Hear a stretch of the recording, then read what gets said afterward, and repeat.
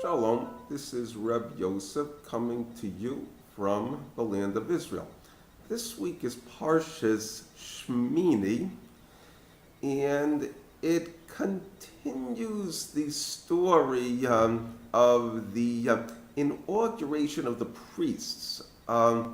They are being formally ordained for the first time. And it's setting up the office of the priesthood, both the ordinary priests and the high priest. And part of the ceremony is to bring a number of sacrifices, and during the ceremony, the two sons of Aaron, he has four sons, in fact, Nadav and Avihu, bring an incense offering to God. They do it very impulsively. It wasn't one of the things that were commanded. And it's called a strange fire to Hashem. The focus is that when incense, it's a powder typically, and you burn it. You put it on a hot coal. The hot coal is the fire. So it's called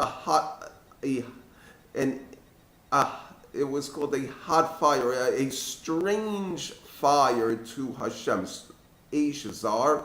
And what happens is that fire comes down from heaven and it consumes Nadav and Avihu, causing their death, obviously. And the question that is raised, the kasha, is that why should such a thing like this happen? First of all, did they in fact do anything wrong? If so, what? And also, why should basically a person die over ceremonial issues? The ideas, the terutzim tend to revolve around the idea that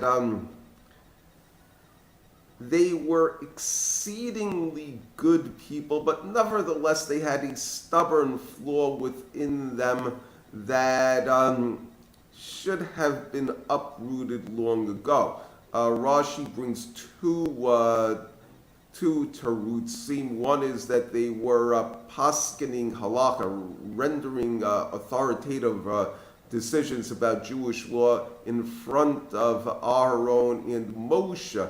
The idea that they were usurping their authority, an aspect of vanity, of ambition. Another reason that is given is that they were drunk, that they became intoxicated. It's the idea of taivus haguf, of physical lusts, being ruled over them, and it's a case where these flaws came out at a particularly bad time. So to speak, they were on a very deep level attempting to discredit the highest office of the faith at its inception. The word is choke. Often a person at a critical moment will choke. He has to perform an important task, and he just totally messes it up for no apparent reason. Or not greatly apparent. You have the story in it's Psalm Ayin 78, where it says that the Bnei Ephraim, the tribe of Ephraim, which was perhaps the most powerful tribe, the one that was most skilled in warfare, and the one that was the most bold, that they hafchu, that they ran away, or they fled, or they didn't perform their job on the day of battle. They were Romei Keshev. They were skilled in warfare. They were skilled bowsmen. Ran away, didn't do their job. Tergiversators. That's what it's talking about. The theme of the psalm is David HaMelech is talking about how dominion for the nation of Israel passed basically from the tribe of Ephraim to the tribe of Yehuda and to him personally.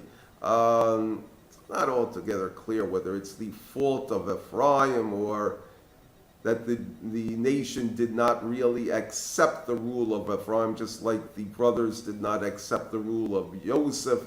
It's a long discussion, but the idea is that they choked at a critical moment. The idea also is that people may have deep-seated negative feelings towards religion, and they may even be willing to die because of it or go to war for it.